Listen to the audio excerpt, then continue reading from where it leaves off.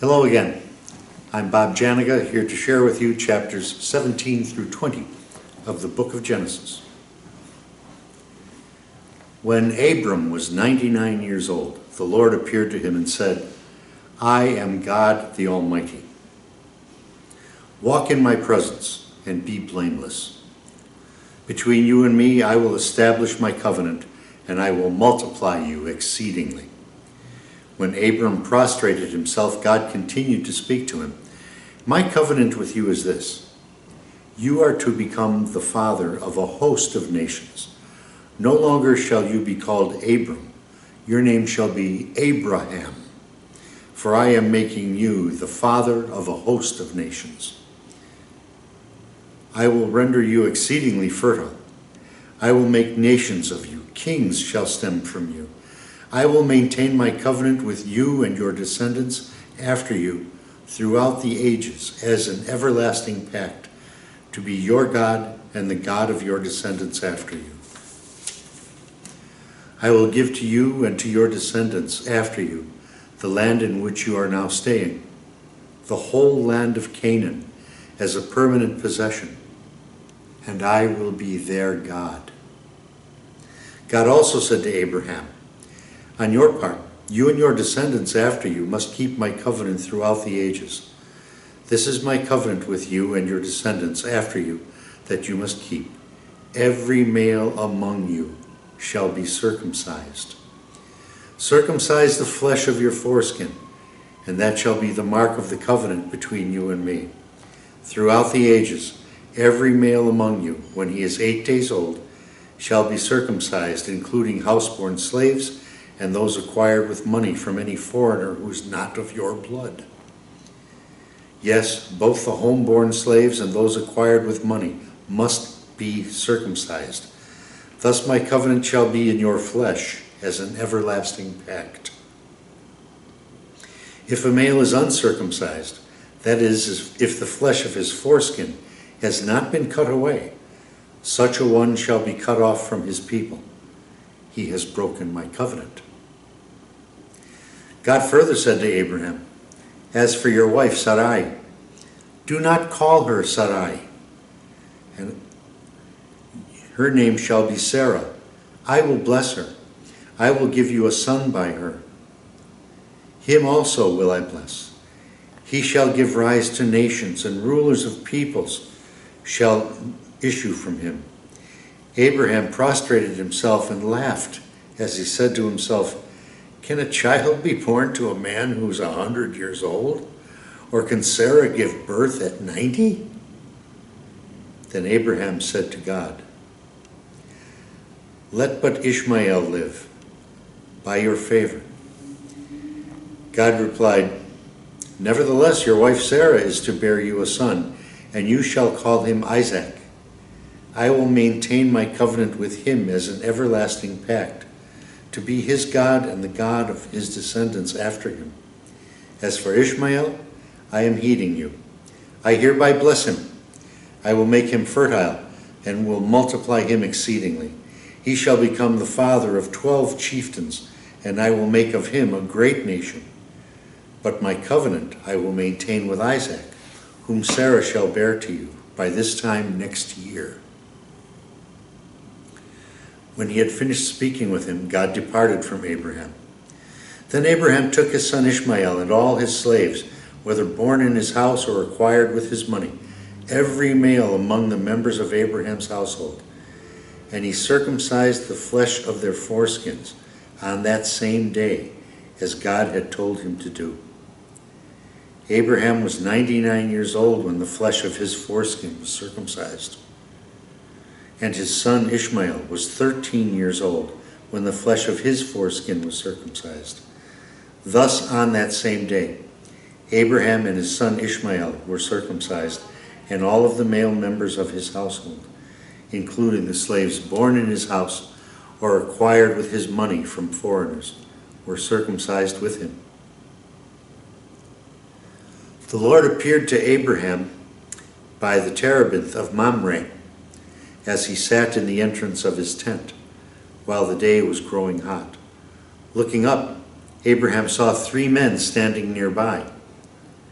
When he saw them, he ran from the entrance of the tent to greet them, and bowing to the ground, he said, "Sir, if I may ask you this favor, please do not go on past your servant. Let some water be brought, that you may bathe your feet, and then rest yourselves under the tree. Now that you have come this close to your servant, let me bring you a little food, that you may refresh yourselves, and afterwards you may go on your way." "Very well," they replied. "Do as you have said." Abraham hastened into the tent and told Sarah, "Quick, 3 seahs of fine flour." That's a half a bushel of flour. "Knead it and make rolls." That's a lot of rolls. He ran to the herd, picked out a tender, choice steer, and gave it to a servant, who quickly prepared it. Then he got some curds and milk as well as the steer that had been prepared, and set these before them. And he waited on them under the tree while they ate. "Where is your wife Sarah?" they asked him. "There in the tent," he replied. One of them said, "I will surely return to you about this time next year, and Sarah will then have a son." Sarah was listening at the entrance of the tent just behind him. Now Abraham and Sarah were old, advanced in years, and Sarah had stopped having her womanly periods.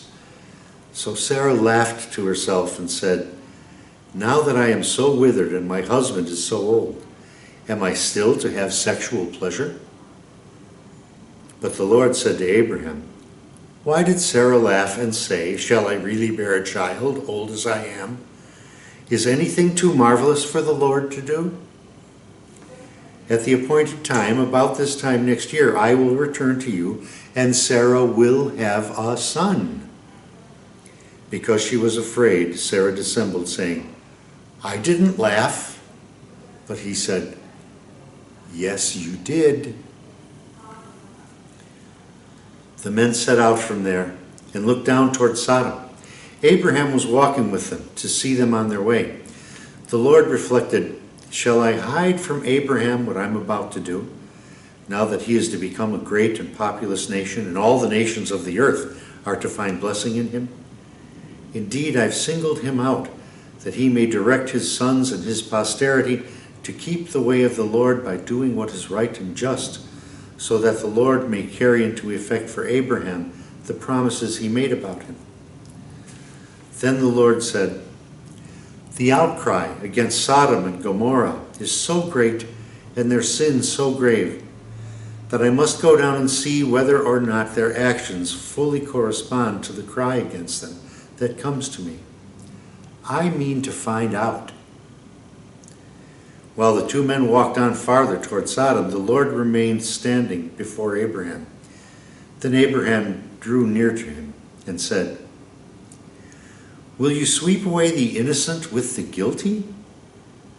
Suppose there were 50 innocent people in the city. Would you wipe out the place rather than spare it for the sake of the 50 innocent people within it?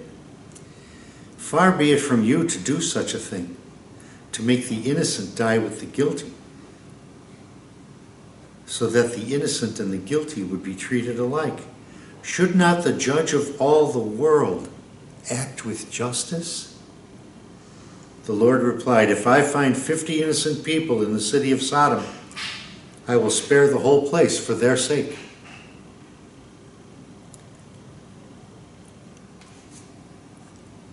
Lost my place. Abraham spoke up again. "See how I am presuming to speak to my Lord, though I am but dust and ashes. What if there are 5 less than 50 innocent people? Will you destroy the whole city because of those 5? "I will not destroy it," he answered, "if I find 45 there." But Abraham persisted, saying, "What if only 40 are found there?" And he replied, "I will forbear doing it for the sake of the 40. Then he said, "Let not my Lord grow impatient if I go on. What if only 30 are found there?" And he replied, "I will forbear doing it if I can find but 30 there." Still he went on, Since I have thus dared to speak to my Lord, what if there are no more than 20? I will not destroy it, he answered, for the sake of the 20. But he still persisted, please, let not my Lord grow angry if I speak up this last time. What if there are at least 10 innocent there? For the sake of those 10, he replied, I will not destroy it. The Lord departed as soon as he had finished speaking with Abraham, and Abraham returned home. The two angels reached Sodom in the evening, as Lot was sitting at the gate of Sodom. When Lot saw them, he got up to greet them, and bowing down with his face to the ground, he said, Please, gentlemen, come inside into your servant's house for the night, and bathe your feet. You can get up early to continue your journey. But they replied, No, we shall pass the night in the town square. He urged them so strongly, however, that they turned aside to his place and entered his house. He prepared a meal for them, baking cakes without leaven, and they dined.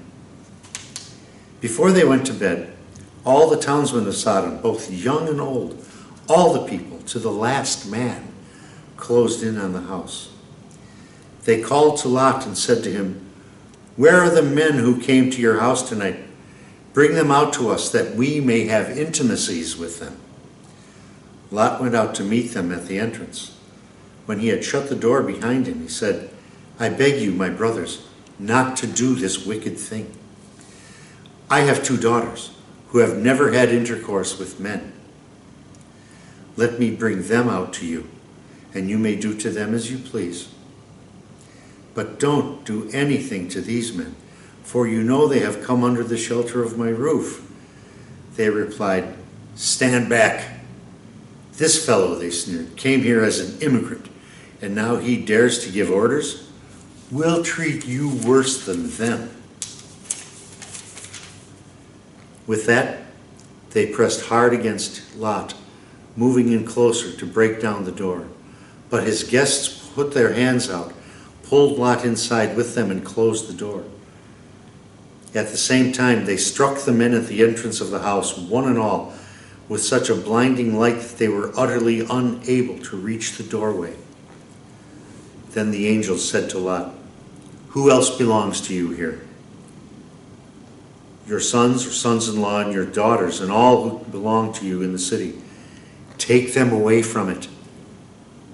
We are about to destroy this place, for the outcry reaching the Lord against those in the city is so great that he has sent us to destroy it.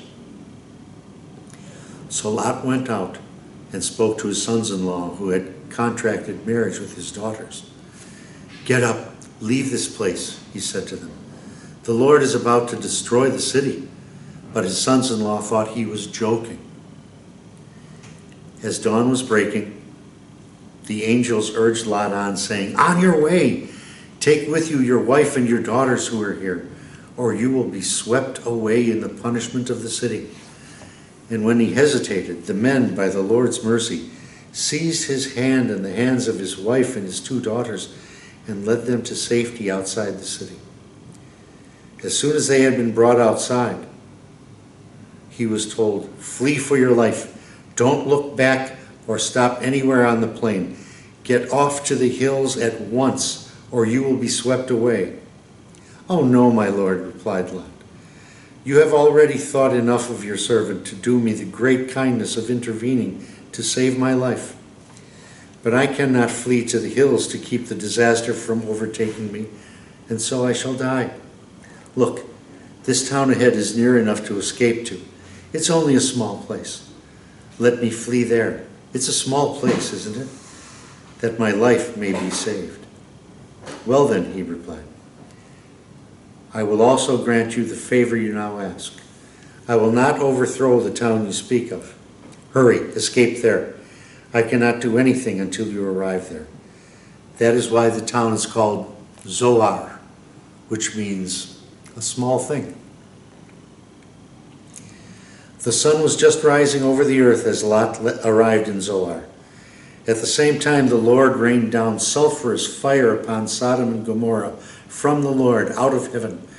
He overthrew those cities and the whole plain, together with the inhabitants of the cities and the produce of the soil. But Lot's wife looked back, and she was turned into a pillar of salt. Early the next morning, Abraham went to the place where he had stood in the Lord's presence. As he looked down toward Sodom and Gomorrah and the whole region of the plain, he saw dense smoke over the land, rising like fumes from a furnace.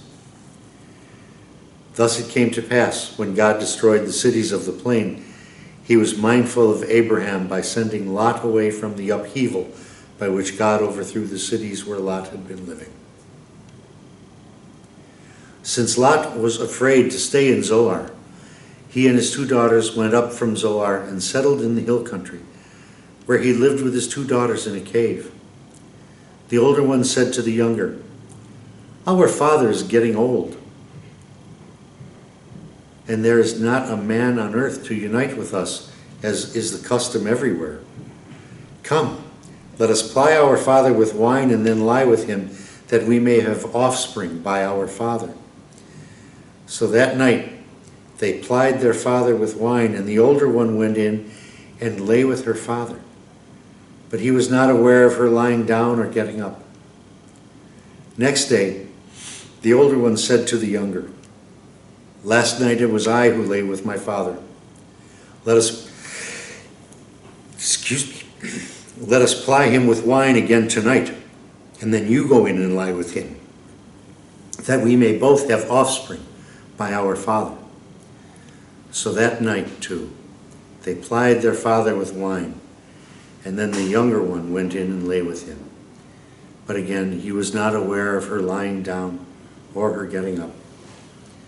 Thus both of Lot's daughters became pregnant by their father. The older one gave birth to a son, who she named Moab, saying, "From my father." He is the ancestor of the Moabites of today.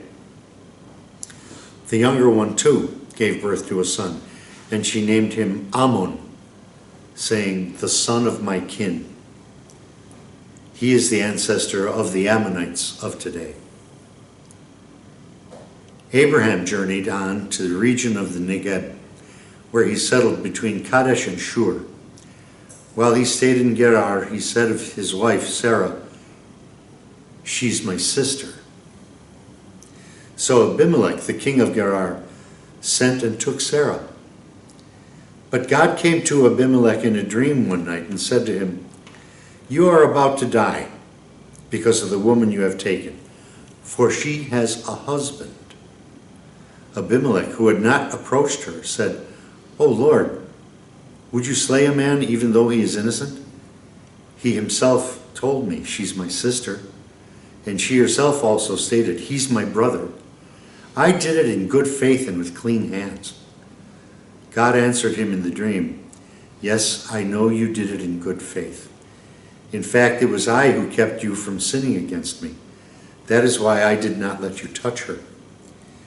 Therefore, return the man's wife. As a spokesman, he will intercede for you, that your life may be saved. If you do not return her, you can be sure that you and all who are yours will certainly die." Early the next morning, Abimelech called all his court officials and informed them of everything that had happened, and the men were horrified. Then Abimelech summoned Abraham and said to him, "How could you do this to us? What wrong did I do to you that you should have brought such monstrous guilt on me and my kingdom? You have treated me in an intolerable way. What were you afraid of," he asked, "that you should have done such a thing?" "I was afraid," answered Abraham, "because I thought there would surely be no fear of God in this place, and so they would kill me on account of my wife.